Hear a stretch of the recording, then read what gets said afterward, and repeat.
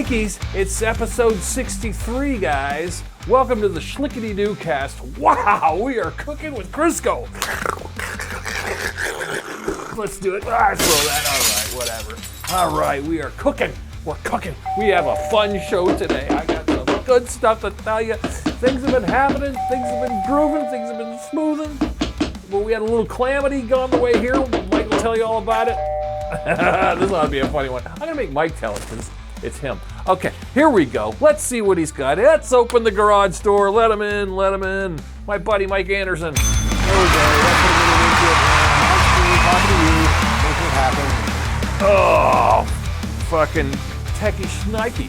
Oh my God. All right, what happened? What happened here in the old, So we went, you had the comedy show last week. I went and took the camera, do a little recording. Things didn't work out the way that we planned. But, you know, so I had the camera out of here. So we roll over here tonight to record, come in here, and I realize the camera's at my house. Yeah. So we roll back to my house. We rolled back. We were like, all right, let's go back. Let's get your camera. Come on, we got to stay on schedule. Let's do it. We're all, okay, get in the car. Grab the camera, roll on back, get in here. Came all the way there. Every red light came on back through. Here we are. We come back here again. We're unfolding everything. All right, let's set it up. Let's get everything going. And guess what happened? Pull out the camera, open the little door. No memory cards. I forgot to bring all the memory cards. They're all in a memory card case. We have to get in the car and do it again. Sitting on my desk. Ow! Ow! 3 times we came to the studio today to record this. A lot of time and effort into bringing you this episode. Yes, this episode is brought to you by Aaron's good grace. Yeah. Well, I was driving the girlfriend's car, so yeah, we owe her a couple. Yeah, Aaron picks me up so that I can have a couple of barley pops, and so we can chat on the ride over and the ride back. We got it, yeah. But it's funny, me and Mike, like on the way over, like we talk about tech stuff, we talk about the show, but we try not to get in too deep because I kind of know what we might be getting into. So there's a fine line. Like, have you ever heard like podcasters like saying, "Oh, we can't talk in real life." For the episode. You know, if you monetize and start making too much and start living life too much behind the camera or on the camera, you're gonna, you know what I mean? Every conversation is kind of potentially first-person gold, you know. So you don't want to lose that magic of, oh, guess what happened today? No. And in addition to that, we're trying some different tech today. Audio tech. Yeah, we have different audio. I don't know. Hopefully it'll sound equal to you. You won't know it. Yeah, hopefully it comes out all right. We were using the lav mics, and they're each recording individually to little recorders. But we're finding that, you know, there's drift in them because they're not synced up. Yeah, so. If you notice some of the older episodes, you'll notice by time you get to like the best top 5, bottom 5 lists at the end of the episode, my audio isn't matching my face. So it's kind of like I'm literally like, you want to fight? Fight me. Yeah, it gets a little out of sync. Yeah, we're like an old Japanese kung fu movie. Now, it looks fine to me in the edit, so. All right. But so we're doing it old school style where we're doing wired lavs into one common recorder, so the audio should be, you know, synced up solid. It may just be a matter of like how much bleed through we're getting, how much of me is coming in your mic, how much of you is coming in. I think we'll be all right. Yeah, as long as I don't start carrying on and belly aching and yelling and screaming. But here's where we can't test it. So that's the good news. We got things happening. More bad news. You're not gonna today get a top 5, bottom 5 list. And we're not gonna get the wayback machine today. We'll do it, although we'll get it back next week. So the banter episode. Yeah. Because we gotta make these years last. So we're gonna go every other year or every other ep maybe with the wayback. Maybe not. Who knows? I don't know. But this week we're gonna let it ride. Next week you get the wayback machine. It'll be all shined up, new tires on it, and everything like that. And best 5, top 5, worst 5. Top 5, bottom 5. That's it. Yeah, but we do find that the wayback machine takes up a lot of time often. It does. You know, I know some folks like that. Some folks like the banter. Some, you know, but I feel like, you know, once we get into the wayback, which I like doing, but I feel like we start getting long in the tooth. The episodes are getting long, And then you mix that with, which I'm not opposed to, but it's like then I start looking at the clock, and then I'm worried, and then I'm like, all right, hurry along, hurry. We're not natural. That's the beauty of the banter hour. When we banter, we're kind of ourselves in the element. Whereas once we get to like, all right, when the episode's getting long, then we're gonna stick to the script and time, and then you start thinking and overthinking, and then your natural habitat changes. Speaking of natural habitat, what do you got there? What are you drinking? You know what I'm realizing? I kind of have to call an audio real quick. What are you going to do? Audible real quick. I have to stop my camera and restart it. Why? I'm on the wrong settings. You're on the wrong settings. What's going to happen? What would happen when you add this on? It's in 4K. It's going to be a giant file. Oh, so you're just going to stop it and restart it? Yeah, they won't notice it. I'm going to stop it. I'm going to change the settings. All right. Well, once you stop it, I'll just hold the fort. I'll keep on going. Keep on going. Oh, keep on going. Me and Lucky. Hey, Lucky Warren. And we're going to cast some spells out of the spell book. Oh, geez. Yeah, I got stuff. Boy. Later on, well, I've got to wait for Mike to come back to tell you this one. But yeah, we got some good stuff. It's going to be fun. It's going to be a good episode. Thanks a lot, everybody. You've been you're not doing your job, but you're also doing your job. We have gotten emails. We have got call-ins. Last week we had an APB put out for, hey, if you got any questions for us, the doctor's in. We can handle it, And for a potentially new segment, we're going to call advice or something like that. Advices. I don't know. You back, Mike? I'm back on. It's good enough at this point. I was in 4K mode, which it's 4 times the file size, which means it's just going to be huge. Ship in a bottle. It's going to take longer to download, longer to edit, longer to export. So here we go. I was telling everybody So we had good news. We have had some write-in call-in letters for the advice idea we threw out last week. That's cool. Here's the bad thing. You idiots aren't talking on the comment thread below. I mean, we got a couple friends that are going, hi, whatever, love your show, blah, blah, blah. And we like it. Scotty J, I know you're out there listening. You're going to be we don't have enough comments from you. But then other people, come on, let's join it. The whole idea, I was hoping to get, and I see this every week, I was hoping to get more people interacting, kind of like, Doo-Doo Head Club, I was hoping. But maybe it'll happen someday. I don't know. Yeah, comments on YouTube is always good because they live there on YouTube. That stuff's always good. Thumbs up, likes, that always works. Yeah. But also, we throw out the email address. You can write us whatever in the email. Well, here we go. I got some advice. We got 4 of them. All right. Four of them. Now, and I put them on a little list-a-roo here. So, but I might have to pass this back and forth to you. So you might, I can read 2 and you read 2. How about that? If you like. We can do it that way, huh? Yeah, we totally do that. All right, these are call-in questions. Now, write us an email. There's the email address. Write us a message. If you got any questions, we might be able to answer it. We are idiots. We know a lot about stuff, and we know nothing about stuff. So that is true. It's going to be our point of view, our best advice. How are we going to do it? What would you do? So here we go. What would you do, guys? What should I do? I'll do, let me think. All right. Well, this one's right in my kind of, all right. Here's one. I got 4. I'm just trying to pick one that I would probably be in more of my wheelhouse. There is one definitely in your wheelhouse. Okay. So, all right, let me ask this one. All right. This will be in your wheelhouse, Mike. I'll throw this one to you. Hi, can I steal cable? I can't afford this bullshit anymore.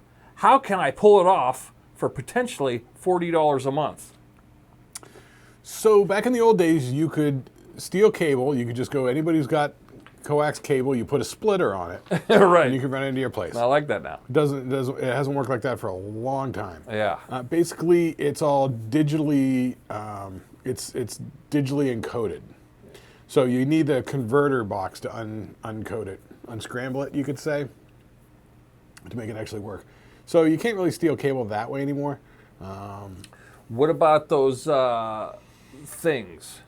The dongles with the you know. Yeah, like the Amazon Fire Stick. Fire sticks, yeah. Yeah. So I guess breaking a fire stick. Okay. Yeah. You ever see the person that asking this? Have you ever heard of the Fire Stick?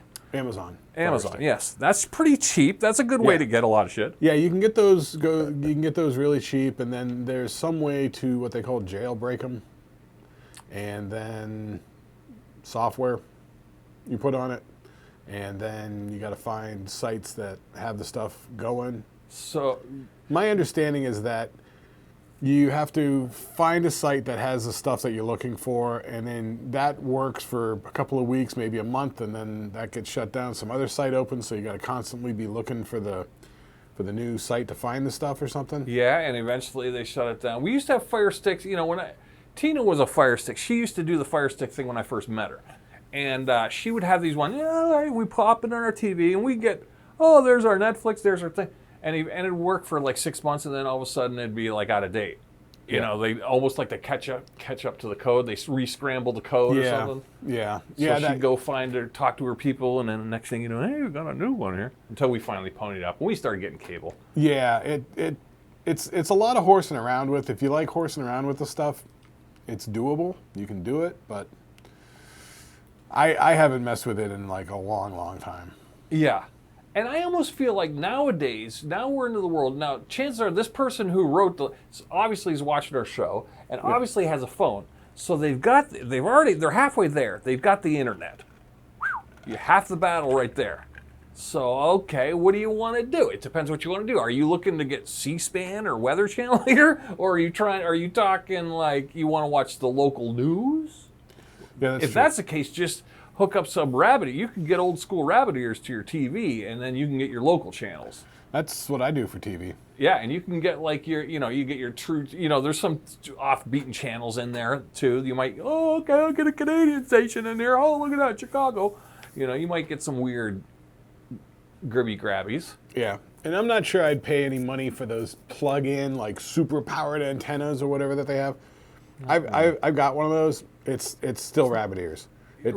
It's still trying to tune it in so that it doesn't get glitchy or whatever. It's just like when I was a kid with the black and white TV, the VHF. Yeah, and it's the no UHF. better. I know. It's I no have better. one that like attaches to your TV, and literally it sticks on the window, and there's a long white cord, and I run it up, and it's on the window. Yeah, And it's it supposed works, to. and I get all these weird channels, but it won't lock in on channel 12 for some reason. I know. Channel 12 is the one channel I want to watch, and it's always glitchy on that one. What are we doing here? Come on, 2025. Come on. It's probably where the transmitter is in town or something like that. So. Yeah. Who knows? Yeah. And I feel like I'm always wrestling with it, So it got to that point because there was a point when I was like, all right, I'm just going to use app. I'm going to do this thing. Fuck the browser, and I'll use local channels that way. All right. It kind of works. I mean, if you want to be ghetto about it, but when it's all said and done, you know what? Just pony up. It's all super annoying.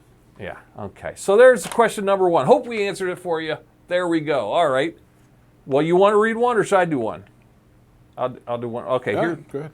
Well, here's one. Okay. All right. All right. Here's one for you, Mike. Maybe you got an answer for this one. Here we go. I was invited to a work party, outdoor thing, with employees and their families. Sure. Good situation. It's summertime. Yeah. I was told to bring a dish. Now, being as they're wealthy and the party already spared no expense, and with the other employees able to bring dishes with their stay-at-home wives and huge bonuses, I kind of want to stand out, but be noticed as a team player. And I feel like this is a good chance, but I'm at a loss of what to bring. See where he's going with this? Yeah, and I've done that before when I was working at the bank. They'd have these potlucks and whatever. Potluck, right. And everybody brings a dish or whatever. Yeah. And I found it annoying. I did one time. I made baked beans or something like that. How do you transport it? How do you transport a pot of baked beans yourself in the car? Yeah. You know what I mean? Like, what do you put it in? Right. You need to warm it up at work. Like somebody have a crock pot. Like then I bring a crock pot for you. Those chafing dishes. Yeah, a lot of moving parts. So I did the thing. I brought the whole thing to work. No one ate any of it. No one touched it. And so the whole thing was a waste. I'm like, I'm done. I'm out. I'm not doing potlucks anymore. Baked beans. Excuse me. Depending on what they got going on, oftentimes for those sort of things with the potluck, you can sign up for like somebody to bring wrong pipe. tube. Yeah. So you can like with all the sign up sheet and like I'd be like, I'll bring plates or napkins. Oh, you went for the hard, or yeah. But I'll bring soda or chips. This person says, yeah, they're already wealthy. They've spared no expense. They've got everything there. Yeah, and I feel like you can't go bring in a bottle of wine because you'll be outclassed. But you know what? Easiest thing, swing by the grocery store, hit up the bakery, get a box or two of those mini cupcakes. Cupcakes, yeah. You know? Yeah, I feel like a lot of people could do that. I would almost go as far here, but if you want to stand out, here's where I would go with that. I like his idea. Go dessert item. You go wherever your local is. Find your like around here we got like local Polacos, you know, like a local the candy maker. A local candy maker. You find like your local bakery that everyone Romolo, Serafini's, or Stefanelli's. We also here's another little hint. You really want to score with the old housewives. You get something like go to like a bakery and get like vegan cupcakes or something like that. Something that'll stand out to all the housewives, you know, so it's kind of like something they would have never had before, you know. Yeah, I mean, sure, you could go grab some Entenmann's, but no one's going to remember the guy who brought the Entenmann's. Well, they're going to remember the person who brought the vegan cupcakes that were, you know, those were vegan? No shit. You know what I mean? But something a little bit more gourmet. If you look at it, I mean, it's almost like an oxymoron. If you look at a standout, and they've already got the thing like catered with food up the yin yang, I don't know why they're having you bring a dish. Yeah. Unless it's a matter of they want you to cook something special. Like I worked at the bank with a guy from Jamaica. He would sometimes, just for a special occasion, make jerk chicken and bring it in. That's a good one. Jamaican jerk chicken. He sort of hated doing it because it was so much work and stuff like that. But he did it. He did it like once a year or something like that, maybe. You know. Pretty good. So if you got something like that, if you're a hunter, I don't know if this person's a hunter. Jerky, some kind of deer meat thing would be kind of cool, or make your own kind of jerky would be good. Something that you wouldn't normally see. Like don't go bring in no antipasto, no salad, none of that Don't bring crap. meatloaf.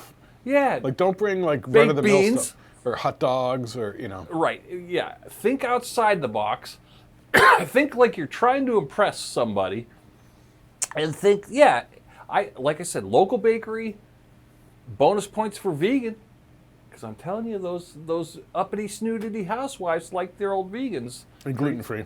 Yeah, or gluten-free even, yeah. Even make it a point. That's when you go, when you see the boss's wife nosing around at the sweets, you go, hey, vegan. But then again, it is all just, you know, telling a story. So it's like, you know. Yeah. Like I don't know what you make up some. You know, I don't know what you got cooking if your family's Italian and you got the grandma's recipe of spaghetti sauce. Yeah. Some rigatoni or something. That's not a bad one. Yeah. But. Yeah. But you're right with the beans, because I feel like a good soup would be a good one, but transportation is an issue. It is. It is. And well, and especially if you're just, you know, like by yourself. Like I was like out in Phoenix, and I was driving like 30 miles to work, and you know, with a pot of beans like seat belted in the passenger seat. Yeah. I mean, that would be kind of like, I could almost picture like having like a crock pot with like some grandma's homemade wedding soup, and then bring in some little cups or something like that, you know. But you're right, transport. Yeah. It's all about transport. Yeah, I mean, unless you got something like an Instapot, or which is like a what do they call them?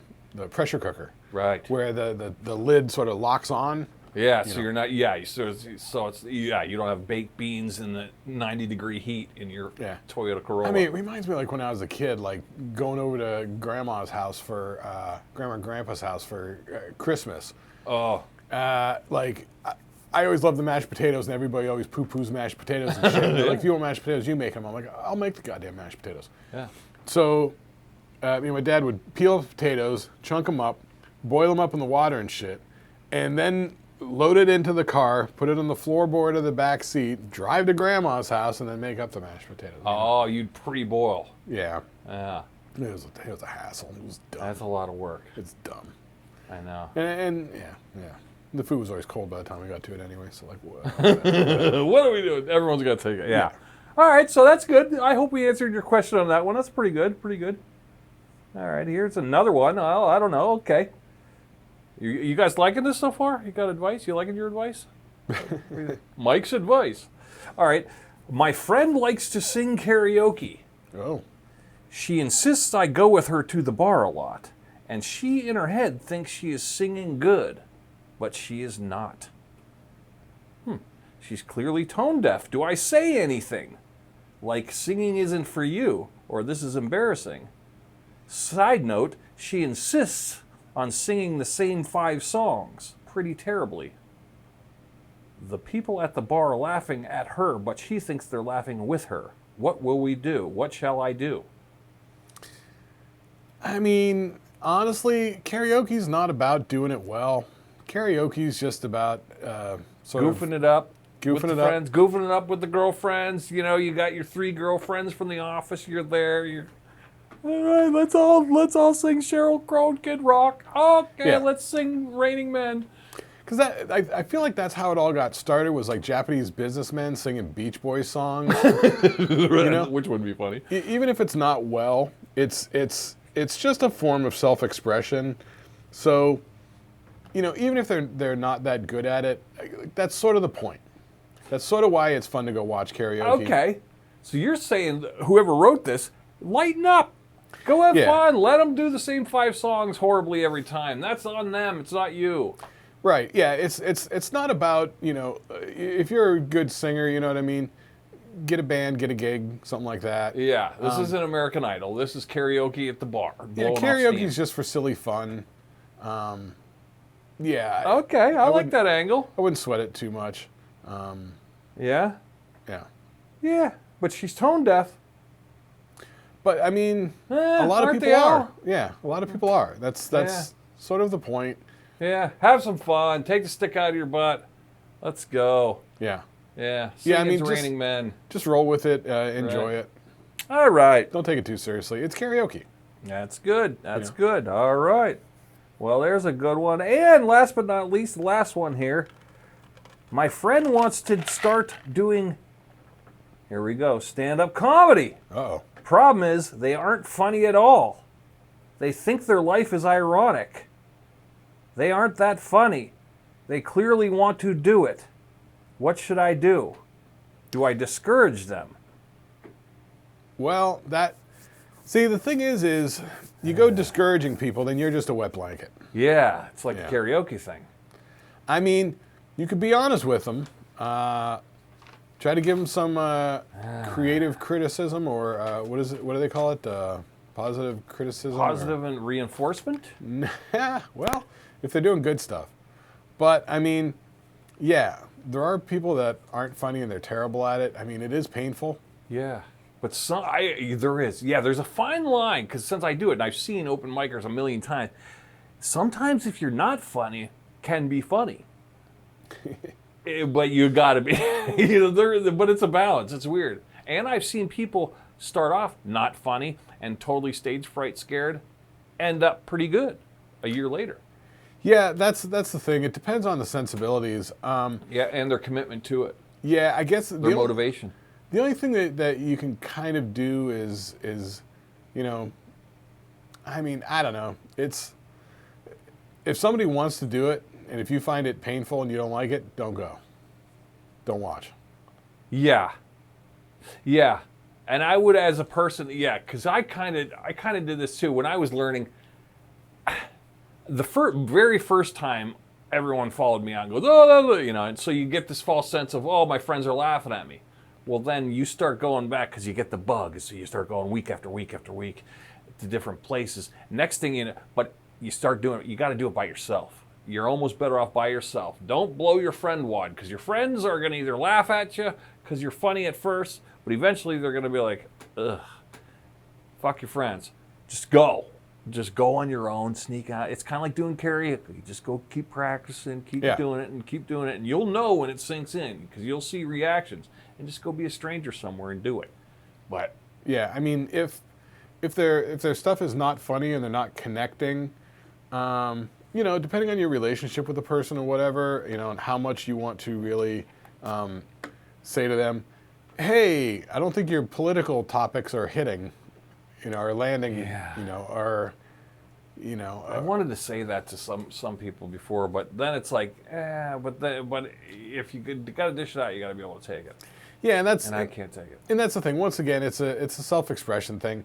You know, if they want to do it and you don't like it, you don't buy it, don't go. Yeah, and if they're not, but have you ever met somebody who, I mean, I've seen these people before, and they're just, terrible. They're just not funny. And I've seen a couple open micers. Most of them I see them getting better week after week after week, and they get better. But on the other hand, you go, I don't know, you feel like saying, might not be your thing. This might not be your lane here. And you can clearly see it, because the thing is, you know, I guess the thing is, encourage them to record themselves doing it. Oh, so that they come to the conclusion on their own? Delusion? Yeah. You've got to develop the sensibilities. Like, you got to be realistic about where you're at, how it's coming across. And getting objective about it is the thing. Most actual stand-up comedians do this process where they record their stuff either on audio or video. And it's hard. It's hard. When you watch it back, it's hard to watch. You see what works, you see what doesn't work. You're seeing yourself from that audience point of view, that objective point of view. Yeah. And probably from a worse objective point of view, because you're not there in the room. You're watching it the next day. Oh. Yeah. It's hard, to cry but it's very instructive. It is. You really realize, it's not like you learn what to do, you realize what not to do. You go, it's like hearing your voice on the answer machine tape. It is. Yeah. It is. Like I used to have a thing where I didn't like being on camera or whatever, but after so many episodes of doing this, like I don't care anymore. Yeah, same here. And I definitely, when I first started doing film production stuff, I hated having to listen to my own voice. But I did a bunch of stuff where I was the voiceover narrator and stuff like that. I've had to listen to my voice enough. Yeah. Like, I get it. I can be objective about it now. Yeah, same here. I can hear things I like in my voice. I can hear that, you know, I'm soft in pronouncing my R's and this sort of stuff, you know. I get it. I can hear it. And so that's why recording yourself and listening back to it is very instructive, because there's things that you don't realize until you see it objectively. Like saying or saying fuck every third word, because you're like, what the fuck? So you with the fucking thing, what the fuck? Ums and ers are very common, especially in open mic comedy or pacing. People that wander around pacing. How annoying is that, watching somebody just like, you know, just nervously pacing in circles and tangling up the mic cord and looking around and not being distracted. It's a whole thing. So it's like, if they want to do it, you know, you don't want to be the negative Nancy saying, you can't do it, you shouldn't do it or whatever. I mean, but I always tell people, like, but it's the sensibilities. Like, you got to be honest enough with yourself to recognize your shortcomings and try and get better at it. But sometimes some people want things, if it's really burning in them, then they should do it. But once again, you got to have the sensibilities to be objective about yourself and what you're doing. Yes. You got to record yourself and try and use that as a way to make yourself better. Well, that's the advice for the person. But what does this person say my friend wants to? So if their friend wants to, yeah, it's kind of like when my daughter, when she was young, she'd be like, Dad, she came home one day, Dad, I want to play the drums. I want to play the drums. You know what I said to her? I go, that's cool. Glad you could do it. I can't wait till we learn to play drums. Ask me again in 2 weeks. Ask me, and she came to me in 2 weeks. I'm like, how's the drum thing? She goes, oh, I've been thinking about it. I was thinking I might want to play guitar. 2 weeks later, so you still want to play guitar? Well, I was thinking of the drum, you know. So, and as the months go by, she's on to a different trip. Stop talking about it, you know. Well, I wasn't a dream killer. I was just kind of like, to me, I feel like if it becomes an obsession, there's something there. But if it's just like, I need to, you know, if it's just a passing fancy. Right. You don't want to go out just because the kid says I want to play drums. You don't want to go out and buy like a Tama World Star touring set. Right. And just because this person goes, I want to be a stand-up comic, I want to go try this comedy, you can't go, Because man, they could eat a bag of dicks out there, and then But a lot of comedians do all the time. Yeah, I know. I What made are you a gonna career do? out of it. But the thing is, there should be a little bit of a barrier to entry. Like when I was like 12 and I wanted That's to it. switch to guitar, my parents are like, "Okay, you want to play guitar? Here's a crappy little acoustic guitar that we bought at a garage sale next door for $1. Yeah. Take some lessons, see how it goes." So after doing that for 4 or 5, 6 months, whatever it was, I stuck with it. I was doing the things. Yeah. Then that Christmas, they got me my first electric guitar. Yeah, they So- saw that you were hanging in there, and it wasn't just like, oh, Yeah. like that skateboard in the garage. Like if your kid wants to play drums, my brother's a drummer, your brother's a drummer. We know all about this shit. You want to play drums? Great. Here's what you start off with: pair of sticks, a little practice pad with a rubber pad on Which it, nobody wanted to have, but they had to. and a rhythmic training book. Oh, Learn yeah. your paradiddles, learn your Yeah. learn your basics, your rudiments. Yeah. And- remember, we got handed Mel Bay. Yeah. Ding dong ding. We're learning EFG whiz. Dong dong dong dong dong. Yeah. One string plinking. Yeah, so it's You like, can learn shit. but that's that sort of barrier to entry. If you give a kid drumsticks, a practice pad, and a rhythmic training book, and they stick with it Yeah. for a couple of weeks, a month, 2 months, 3 months, Yeah. then, but by that time, they're learning the rudiments so that when you get them a kit, like my Yeah. brother did that for, I don't know how long. He was learning the patterns on the practice pad, practicing. So when he did get a kit, he could sit right down on the kit and start playing. Yeah. He wasn't like figuring out how to hit the drums. Right. Yeah. It was. Yeah. There's some semblance there. Yeah. Maybe that's good advice to tell your friend who wants to start comedy. Maybe talk him into.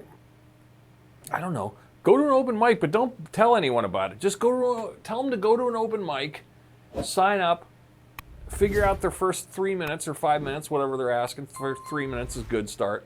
'Cause 3 minutes will feel like a lifetime up there. Yeah.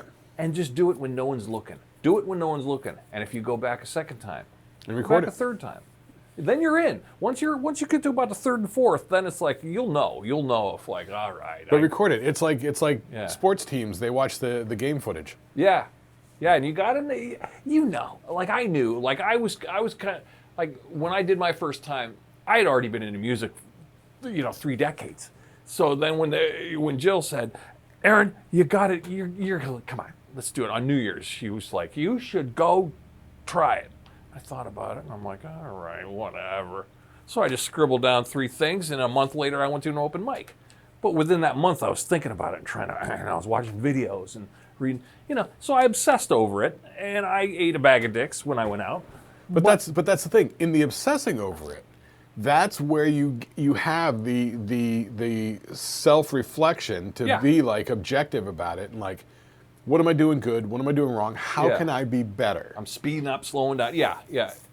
Because like I said, it may be dumb stuff you don't realize, like the ums and ers. People don't realize how often they say ums and ers. Yeah, ums and ers, yeah. And also there's a thing about, like we were talking about like on the phone today, like somehow people get it ingrained in their heads, you can't have dead air. I don't know if it comes from listening to radio when you're a kid or something like that, but it's like, you they're can't have dead air. afraid of the silence. So it's like you feel like you got to fill all the space all the time. Yeah, I know. I still have that problem. That's why people go and Yeah. or like I hate when a stand-up comedian is on stage and they go, "So what else is going on?" Yeah. That is a shitty segue. Yeah. I mean, if you're casting around, like, you should know what your next topic is. Oh, if you're going, yeah, that's- so what's going on? So what else is? Yeah. That's dumb. Yeah. That's bad. If that's where you're at, write more. You got to write more. Gotta write, edit. Yeah. And do it. And that's really the thing is like, you can have a good idea, but if you don't sort of frame it the right way and present it the right way. I think what people doesn't don't work. understand about stand-up comedy is you can practice all you want in front of a mirror, but you got to do it in front of people, humans, live humans. Because if practice doesn't happen in front of the mirror. No, and that's That's a rehearsal. That's like memorizing a monologue. That's not stand-up comedy. That's just a monologue. No, because an audience is going to be real feedback. Yeah. You know? Yes, and you'll realize real quick that the parts you thought were funny aren't, and quite the opposite. And you'll realize also real quick, oh, that's how it, it all weirdly comes together, and it's never what you think. Yeah, so you can't really poo-poo your friend for wanting to do it. And I say encourage them, but encourage them to do it on their own, kind of, in a weird way. Like their own little solo journey when no one's looking. Tree fell in the woods, That is the thing about stand-up comedy. It's a lot of sort of solo sort of work. Solo discovery, yeah. I didn't call in my friend. Well, my friends came to the first one, but after that, I didn't see friends for a good 2 years. Well, I saw friends, but they didn't see me do what I do. They just knew, Aaron's driving to Pittsburgh on a Wednesday. Well, yeah, I was driving to Pittsburgh on a Wednesday. They didn't know, they knew what I was kind of doing, but it wasn't, they weren't there, know? And I was just doing it in front of strangers, and that was the whole idea, Or, Aaron's off to Ohio, he's going to Cleveland. He's going to Cleveland on Thursday. They just knew I was doing it. Yeah. But I was doing it when no one was looking. And I was eating ass, and I was doing good here and there. For every time I was good, I was too bad. Well, no, I was habitually average, and that's actually worst. I mean, you want to be encouraging, but you got to be honest. Yeah. And the person doing the performing, they got to be honest with themselves. Sure. So that's it. It's good advice. Thank you guys for writing on in. We got things. Hey, stay tuned. We're gonna end this episode after I got another thing. Mike, remember my Amazon thing? Oh yeah. Okay, I'll tell you about Amazon in a second. Stick around. We're gonna end this episode after I tell you about Amazon. We're going to do our pilot episode. You're going to see it first time. We're going to break off the Shlicketty cast. We have a spin-off, Mike. Spin-off time. It's a spin-off. And it's Mike's brainchild, but then it was kind of my name, but then we were like, all right, let's do it. Mike's a movie guy. Yep. I'm a blabbermouth. I'm an idiot. He's the smart guy, whatever. So we're going to have a spin-off show, and you're going to start seeing him more on the channel here. Which it won't interrupt the normal Shlicketty cast. What it's gonna do? Well, it's like we got the channel, right? We got the channel, like a TV channel. Right on. And on a TV channel, we got different shows. So the Dukecast is one show. Yeah. So this will be another show. And it's called, drum roll. What's it called? The FLICKETTY Review Cast. The FLICKETTY Review Cast. Wow! The FLICKETTY Review Cast. We're going to review a movie. Yeah. And not like a full-on review like with Siskel and Ebert, something like that. Right, and we can't throw the clips in there, so don't think you're going to, watch it with us. No. Yeah, it's not a watch-along. When we tell you about it, you're going to have to go see for yourself. Yeah, it's not a watch-along. It's not a reaction video. We're not reactive people. Yeah. I've tried to do this sort of thing before, like with a friend of mine out in Arizona, and I just had like 2 hours of us just like this. Drool. Just watching a movie. Yeah. Like we're not super reactive people like Natalie Gold does it really well. Yeah, I could react good, but I'd want to pause the movie. There's times when I was watching, the one we're going to review today is I was watching it, and Tina was watching it with me, and Tina was like, "This is terrible," and I'm like, "I know," but then I'd start talking about it, and I'd have to pause the music to kind of riff a little. Yeah. Even with her. Yeah. But it wasn't really riffing; it was more ranting. This one made me rant, but that's all right. We'll soon find out. But the point of it is we're just going to look at a movie. Generally, it's some older movie. Yeah. That you may not have seen, you may not have heard about, right? You might have heard us talk about this one in previous episodes. Yeah. And I think we have mice. Okay. Some structural damage. Right. So it's basically just going to be us making you aware of a movie, Right. Maybe it's one you've heard of before, but you haven't seen. Maybe it's one you didn't know existed. Whatever. And it may turn out good. It may turn out not good. And we'll edit it as we go. This is the pilot episode. So as you know, with pilot episodes, they get better. Yeah. But it's going to be a short form. It's not going to be. So stay tuned after this when we say goodbye. Stay tuned because you'll see the episodes, or you'll see the pilot episode.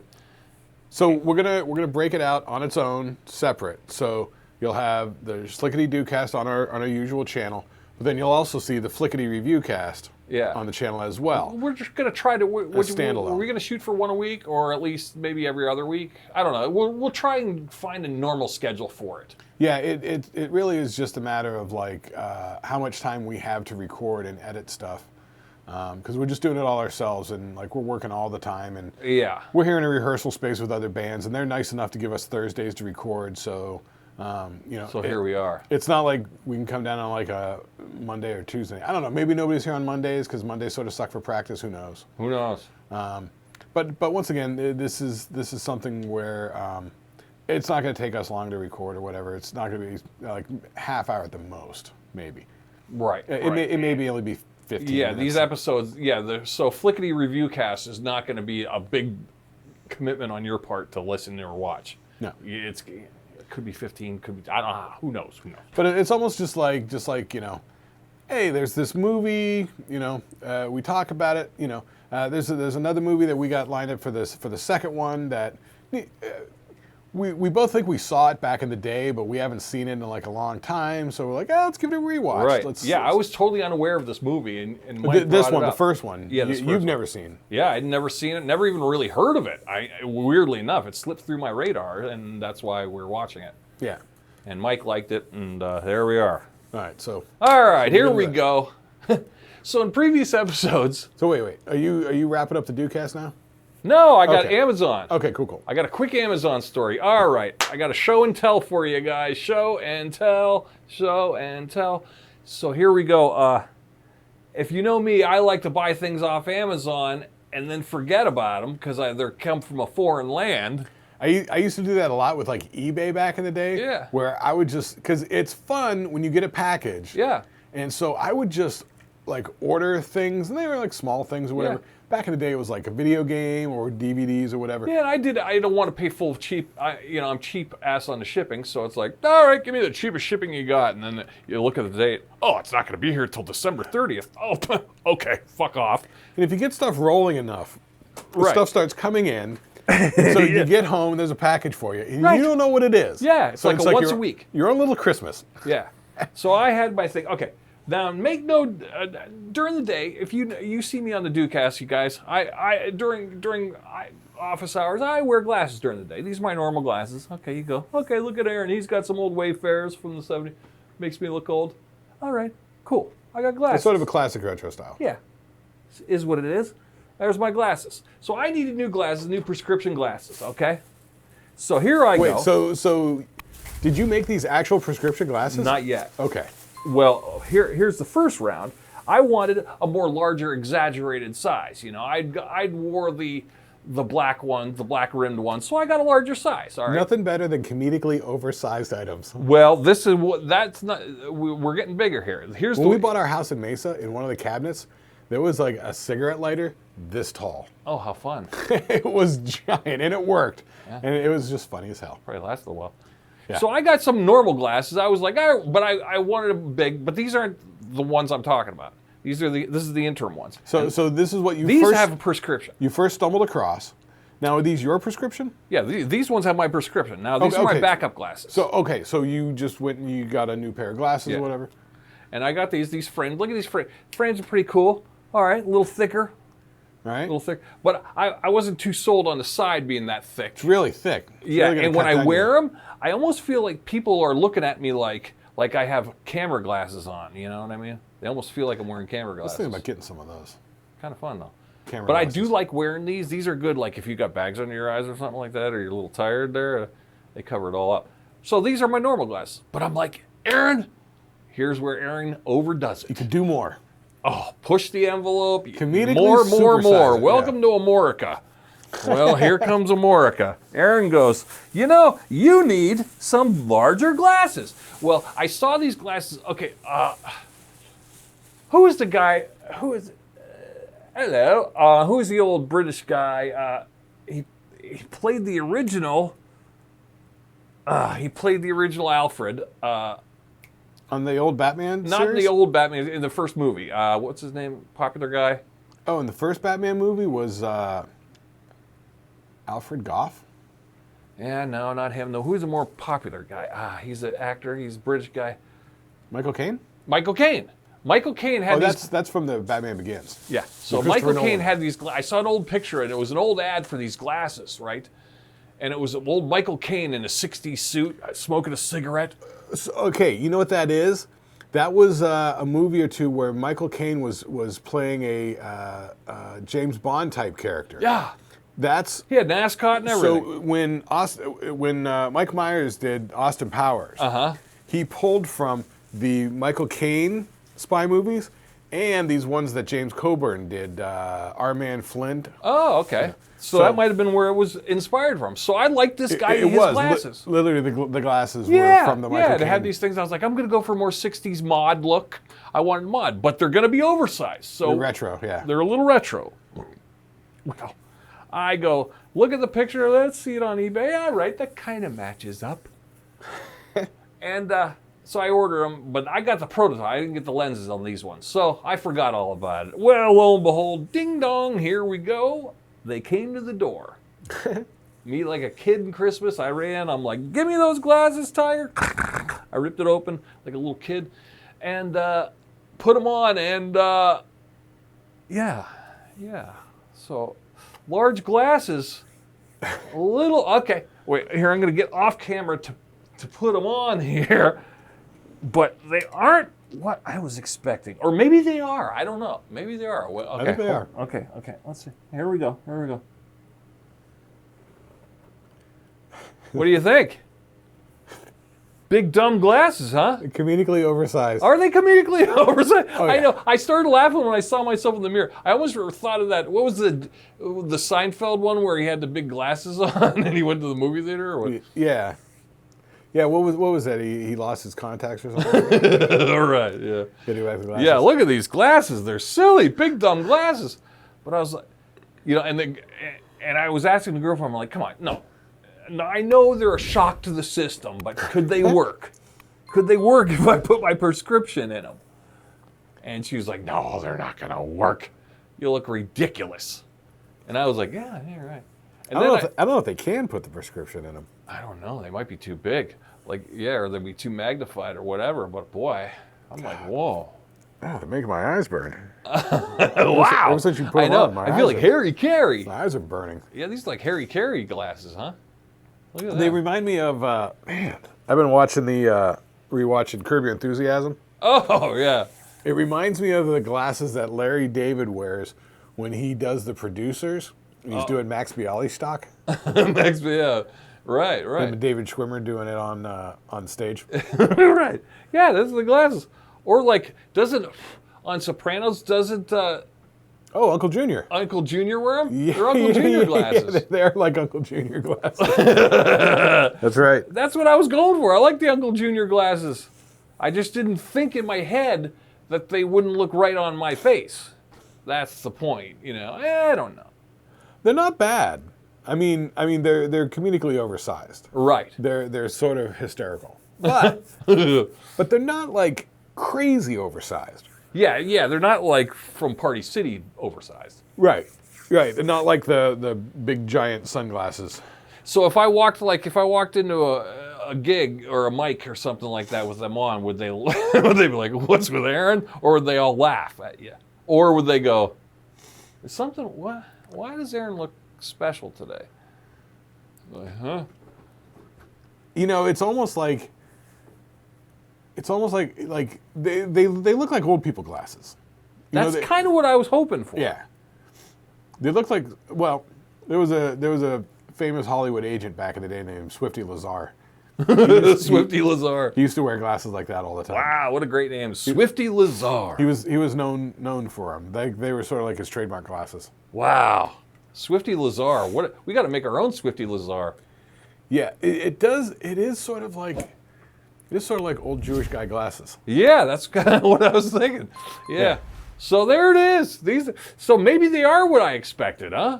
Wow, you don't see those too often. Look at that, huh? Not these days, but that's the sort of stuff that was it's sort of like I would say, I don't know, like late 60s, early 70s sort of thing. Well, that's old. Yeah, late 60s. Yeah, I would have thought late 60s, yeah. 68. That's sort of all Grandpa the would have had them in '68. yeah. That's sort of all the references because I believe the producer's movie came out in like the late '60s or something like that. Right? Yeah. The Michael Caine spy movie was probably the old '68. I'm gonna look Right. I'm gonna look up what that is real quick. Yeah. Yeah. Fun. I know. I know. Just for jokes. I wonder if they could put my prescription in. So I found a website, I forget what the name of it is, but I found a website that if you send them the glasses, they will turn them into glasses. Which is kind of a good thing because sometimes you order glasses, you go to Walmart or you go to you go to Lens Crafters, and you've got to stick to their frames. They lock you in. They want your frames, they want your prescription, you know what I mean? Even Warby Parker does that. I was an old Warby Parker guy. But, yeah, so here it is. I was going to try this website out and get my old prescription put in there. So big dumb glasses. Yeah! Let me see. Michael Caine spy movie.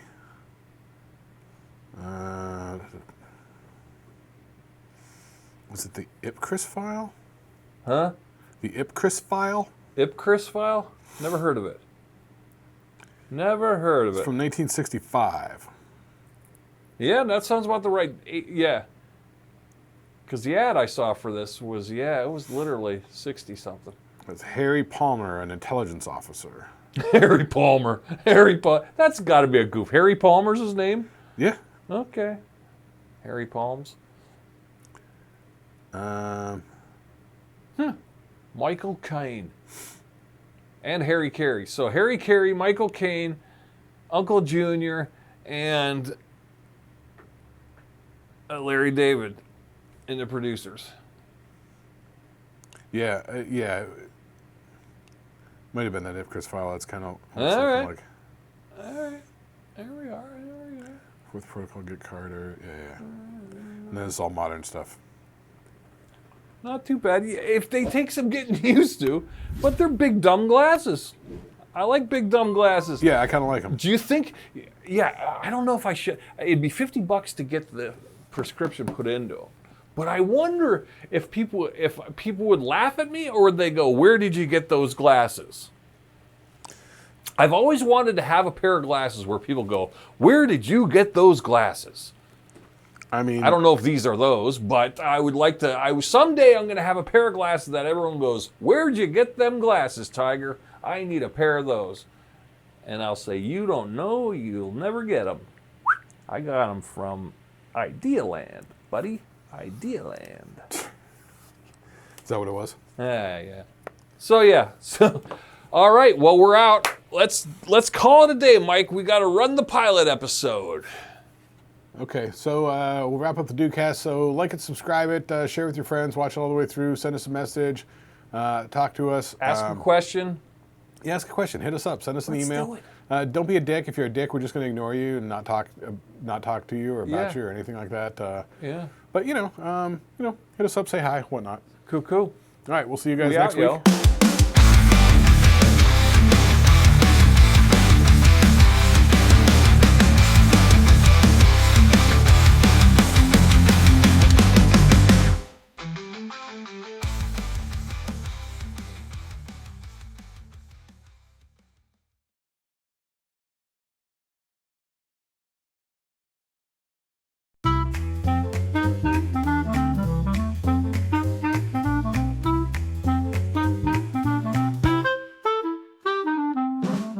Shlicketty Cast presents the FLICKETTY Review Cast.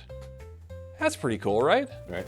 So basically what we're doing here is we're just going to talk about a movie that, either one of us hasn't seen, maybe we both haven't seen, which is rare, or something we haven't seen in forever, right? Right.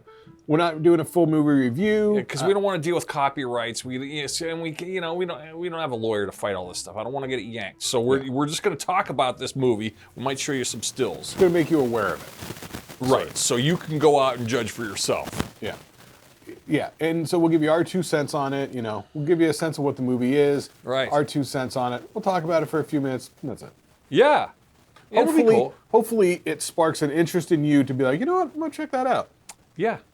Okay. I got to say this one. Okay, so here, what are we talking about today, Mike? What's We're the talking movie? about a movie called Easy Money from 1983, starring Rodney Dangerfield, Joe Pesci. In minor supporting roles, we have Jennifer Dean Jason Warmer. Leigh. Who? Jennifer Jason Leigh. Oh, Jennifer from Fast Times at Ridgemont High. Remember Right. her? And Taylor Negron. Right. Oh, and who played the helper, the old lady's helper guy? Oh, that's Jeffrey Jones. Jeffrey Jones, he was in what? What was he in? He was the principal in Ferris Bueller's Day Off. Yes, him. Rodney Dangerfield's our main character. All right. He's Monty Capuletti. The premise is, so he is married, wife and kids, right? He's got a wife, 2 kids. You know, he is a photographer, baby photographer. Right. Specifically. Yeah. And his best buddy is Joe Pesci, playing Nicky. Who's a plumber. Who's a plumber. And then they've got a couple other friends, one of whom is an older guy with a push broom mustache. He owns a bar. Yeah, a bar. They're all gamblers. Then the other friend is, I saw him in some movie where he was like a killer or something like that. That dude is really tall. I don't know if you caught the scene where Yeah. Okay, so it's Monty and his buddies. He's a regular schlub. These guys are sort of fucking partiers and sort of like. But what's the elevator pitch of the movie? Okay, so this is what ties in it. So him and his buddies, they like to drink, they like to smoke, they like to gamble, they like to eat pizza, play cards, you know, go to the track. Sure. All this sort of stuff. So the setup is that Rodney Dangerfield's wife, so her mother, right, Rodney Dangerfield's wife's mother owns a department store. Monahan's, it's called. Monahan's, that's right. Right. And Rodney Dangerfield's wife's mom gets killed. And in the will, she says that they will inherit $10 million if Monty can go 1 year without smoking, drinking. And he has to maintain 200 pounds. 175. Or 175. Yeah, he has Which to if lose you weight. see Rodney, there's no way he's going to be no way. 175. But that's 175. That's There's the no way. setup. So it's like he gets $10 million if he can clean up his act, Right. go straight, and get in shape.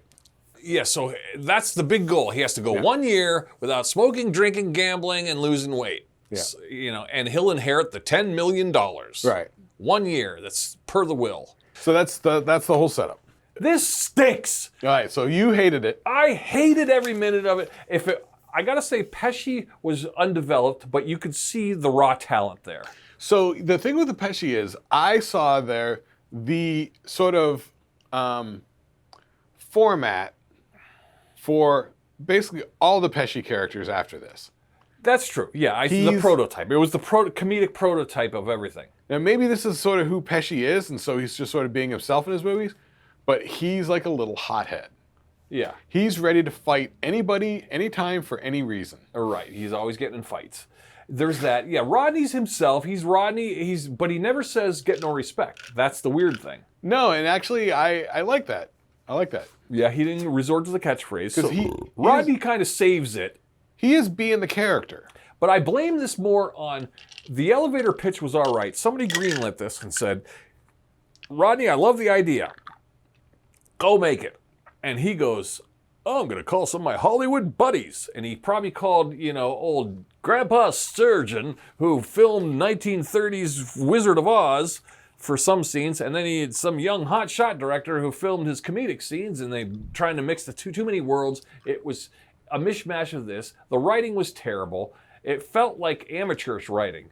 I mean... Well, you said Rodney wrote it. I didn't know that. Yeah, but he might have just wrote some of the gags. I think he just wrote his parts. It felt like... Right. It felt like the other three... It just felt like they just kept adding on to... I don't know. It's hard to explain. It very much is like little disjointed scenes. Each scene has its own little story arc. Yeah. You got your setup, you got the setup, the turn, the reveal, right? You're right. It's like a magic trick sort of thing. So it's like every scene sort of plays out that way. Yeah. In and of itself. Yeah. There's a bit of a timeline that pulls it all together, but the movie's very uneven. Like they get to the reading of the will thing, which actually kicks in the whole plot of the movie. Yeah, which should have started way sooner. Way sooner. Yeah. It comes shockingly late in the movie. They didn't even need the daughter Julio scene. They didn't even need her or the Julio thing in there at all. That was even unnecessary. I would have liked two daughters that were like the 12-year-old helping him out. Yeah.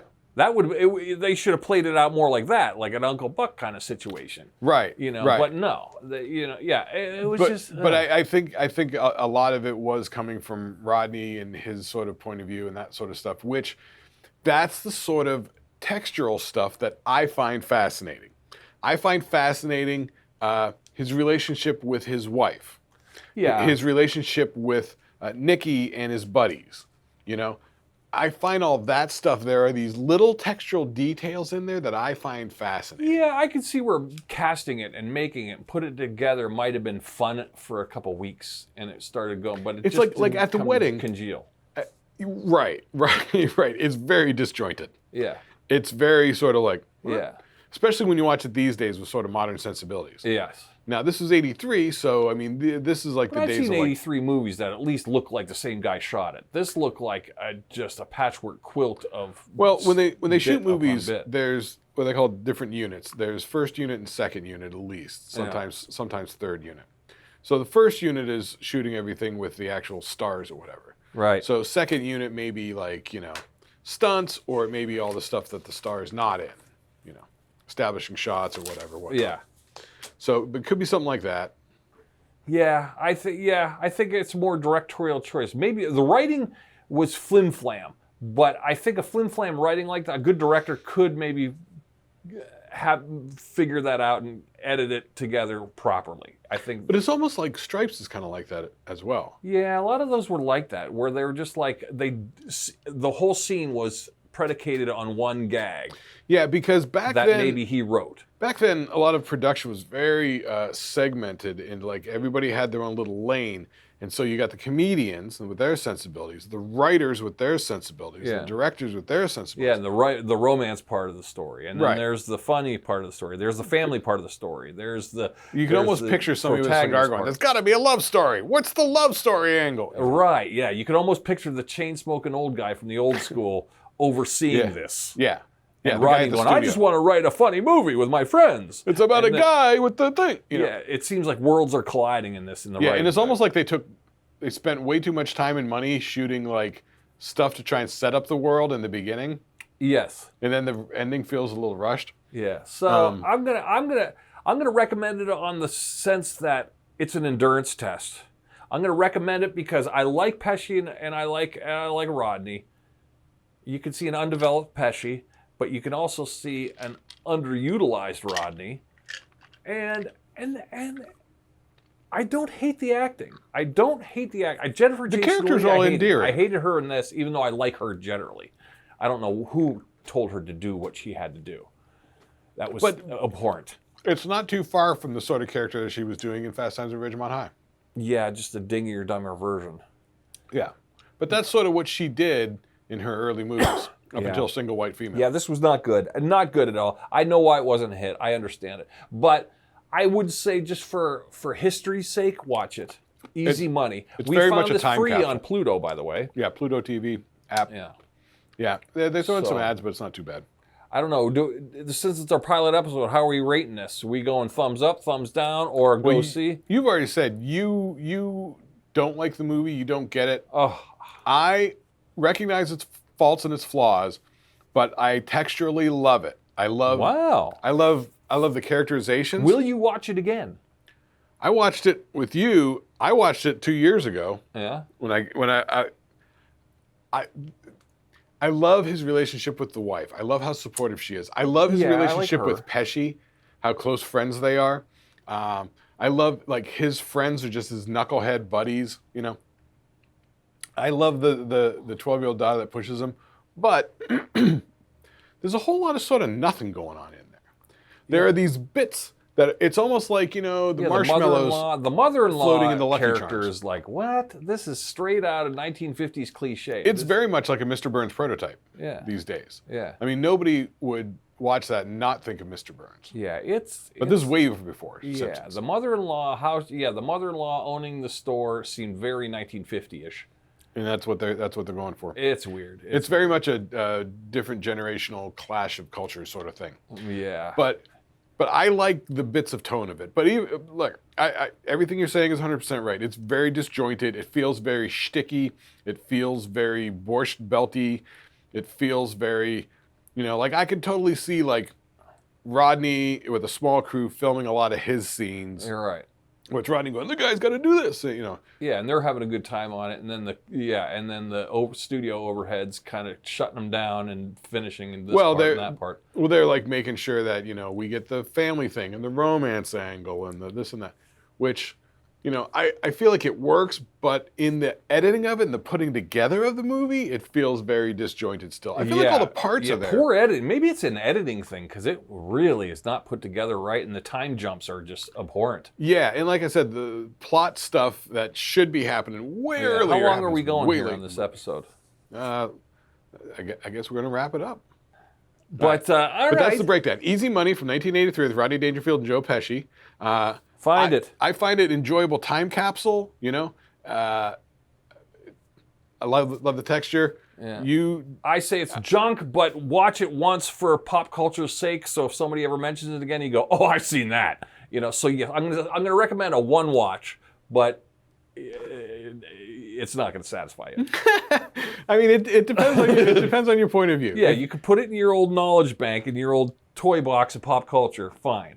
I mean, if you sort of dig like older films just for like as they are, like time capsule sort of thing, I think it's fascinating.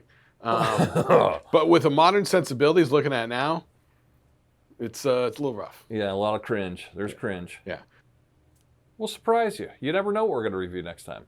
But I'll give you a little hint. We have mentioned it in a past Shlicketty Do episode. It might have been the same episode that we mentioned. I'm going to suggest either.